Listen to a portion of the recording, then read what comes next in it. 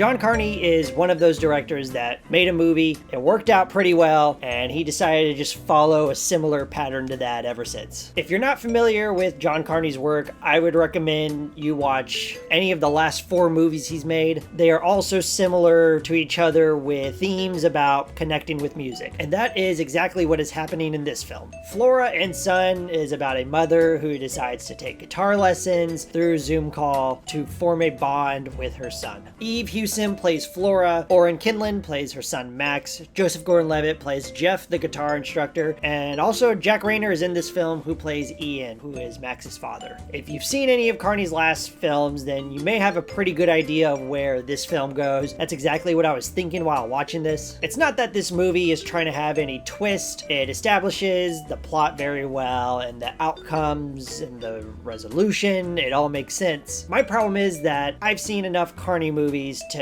recognize things such as, like, this is probably how the character dynamic is going to be, this is probably how the results are going to be, and I was right. I'm not saying that is a bad thing at all. There are plenty of directors and auteurs that have similar themes in their stories, how they want things to look. A lot of directors have that. I just wish Carney would be a little bit more adventurous with it. I thought the story felt a little sluggish. Things are constantly resetting with the characters to the point where it feels like there isn't much progression with them. Carney is far more interested in the musical moments, which makes sense because he's making these musical moments far more engaging in all of his films. I tend to like some of the songs from Carney's work. I was not super crazy about the music in this one.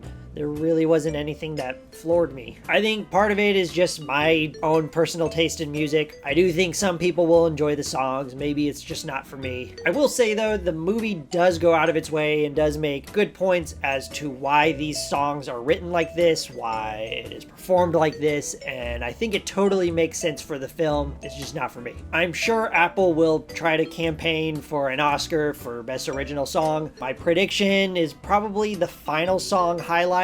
I thought that song had the most energy in the entire film. It was certainly my favorite song in the entire soundtrack. But then again, maybe they'll try to do one where Joseph Gordon-Levitt is the main performer, because I'm sure the Academy would love to have Joseph Gordon-Levitt sing for thousands of people on the stage. Speaking of Levitt, I thought the chemistry between him and Hewson were pretty good. These two characters are meeting over a Zoom call, and Carney does try interesting ways to stage it to make it feel a little bit more intimate, though I wasn't really wowed by this at all. I was pretty neutral about the staging. I may not have found it super effective, but I do think it is more interesting than Hewson staring at a monitor every time she's taking a guitar lesson, because that would get very boring, very dull, very fast. They each have a different type of charm that does contrast one another, but I think that works for those opposite attract type of rom-coms. When Hewson is singing, she's really engaged and into the music that I enjoyed. Jack Reynor has worked with Carney before, but I gotta say, he was a little underwhelming in this. His part of the story and the relationship between Flora and Max is not compelling at all to me. His character has features that would totally make him interesting and unique, but Reynor just plays it a little safe, a little vanilla. It's pretty disappointing.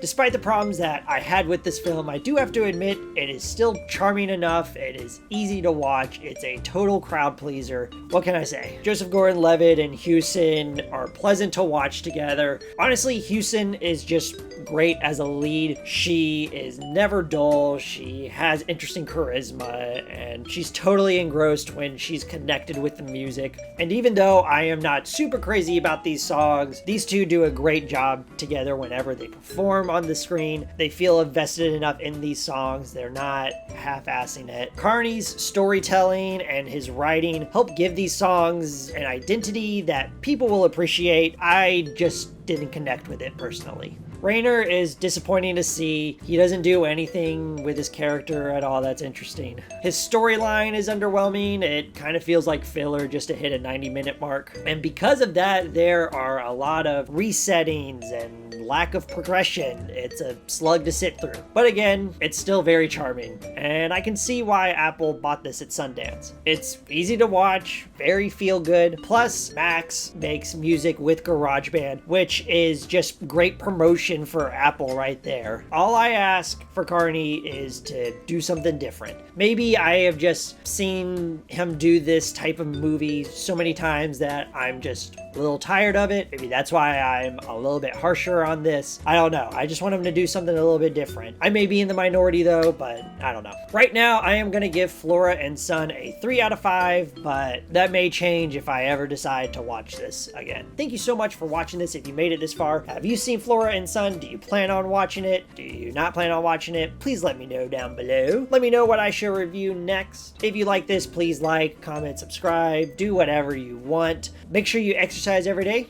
drink your milk, and have a great day.